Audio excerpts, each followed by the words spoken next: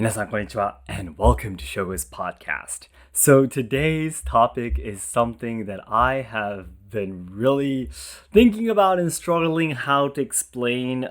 It's really complicated, and I guess that's the reason why most people tend to, avoid talking about it or just simply attack each other.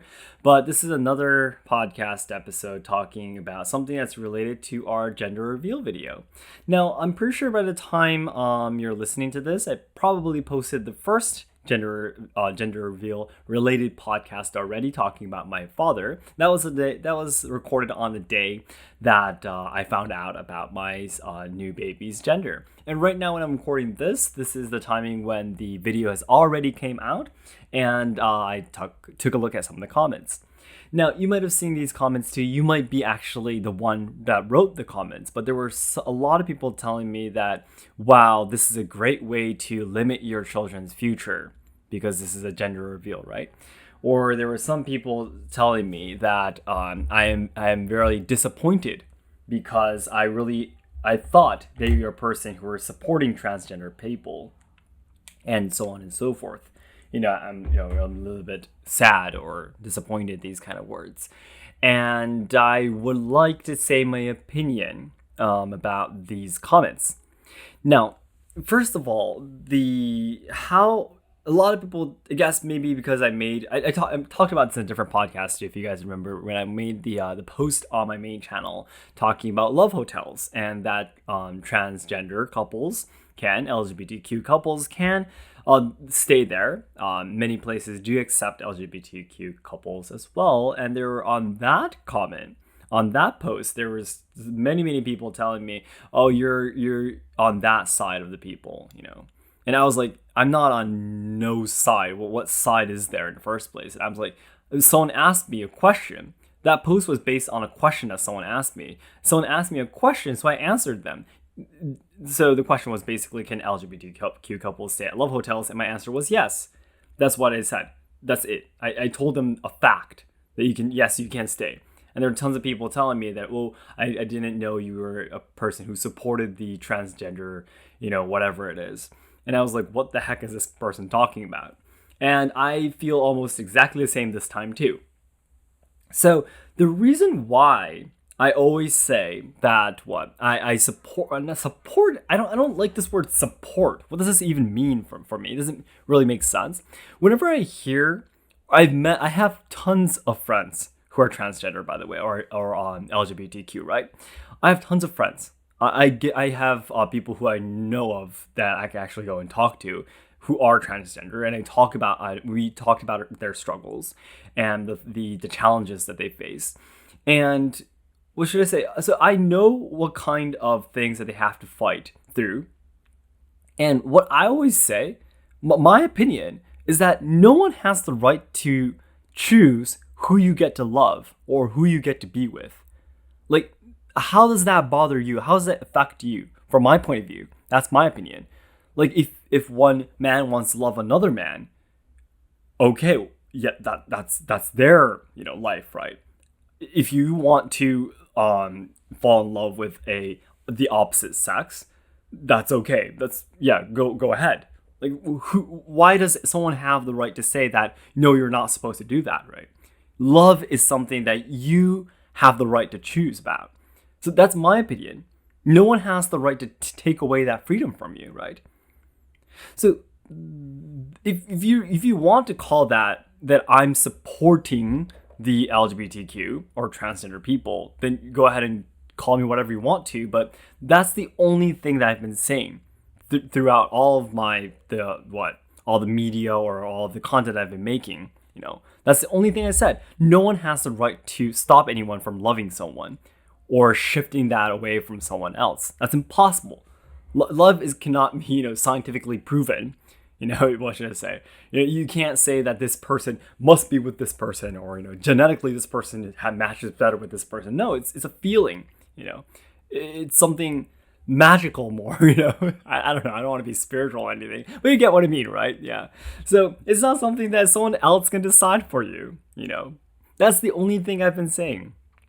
And now this time, A lot of people telling me that, wow, you're stealing your children's future, or I can't believe you're calling this a celebration, or I didn't know you were this kind of person. I'm so disappointed. I'm like, that is just like the people who are commenting on my post about the love hotels, Because again, my opinion, as I've been saying throughout all of my content, is that everyone has the right to think or do what they want to, unless it results in any form of violence. That's what I always say. Otherwise, you can love what you want to, you can do what you want to, you can go wherever you want to. Yeah. Um, if it doesn't involve actually suddenly punching someone or attacking someone, you're free to do anything. The violence, by the way, includes, from my point of view, verbal violence too. Like again, writing my comments, right? Us, Harumi and I, revealing the gender of our baby does not result in us trying to force the course of our child's life. Those are two completely different things, right? You would probably understand, right? So I was really shocked to receive these comments, and because I wasn't expecting them, and I just wanted to make it very, very, very clear that gender is something that is very big in life, right? There's either you have a male body or a female body, and it of course affects who you are. Your brain is different, all your organs, your muscles, or your bone structure, all of these things are different if you're a male or a female. So it's a very important thing for us to find out, isn't it? And then from there, what you want to do in your life as a male who loves another male, or a female who loves another female, that is up to our children. They can love whatever they want to love. We're not here to stop that or restrict anything. Again, because what I believe in is that everyone has the freedom to choose what they want to do, or where to go, or who to be with. So for me, it was very, very frustrating to see these comments, because there's a really famous Chinese saying about two couples and a donkey. You've probably heard of this before. It's a really famous one. So the couple was walking with the donkey, and there was someone who said, "Wow, look at that couple. They have a donkey with them, but they don't even use it properly. They must be stupid." So they have the wife ride the donkey, and the husband was walking. And then people tell the wife, "Oh, look at that woman, making her husband walk, and her just, using the donkey. Yeah, she must feel like she's a queen." Okay, so then she gets off, and she lets the husband ride. And there's more people coming in, and they say, "Look at that guy, making the woman walk, and he doesn't even care about his wife. What a terrible husband." Okay, so let's ride the donkey together. So the couple ride the donkey and continue on their journey. And then people say, "Oh, look at that poor donkey, having two adults riding him. He must be suffering so much."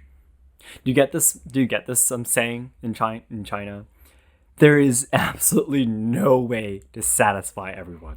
It's impossible. You can't run away from it.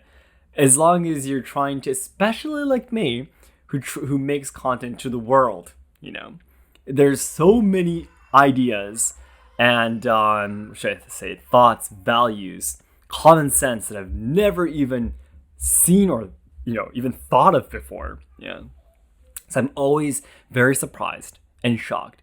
But because I have this podcast channel, I wanted to make this an opportunity for me to clear my mind by explaining it. Yeah, if someone tells me the same thing, I would be saying the same thing again. I personally feel that everyone has the freedom to do whatever they want to, and restricting that doesn't make any sense. Again, though, if it again is related to some kind of violence, I am 100% against it. But otherwise, everyone is free to do whatever they want, and that will make much more people happy. That's my belief, at least in this context, in this topic. Yeah. So guys, thank you very much for listening to this podcast.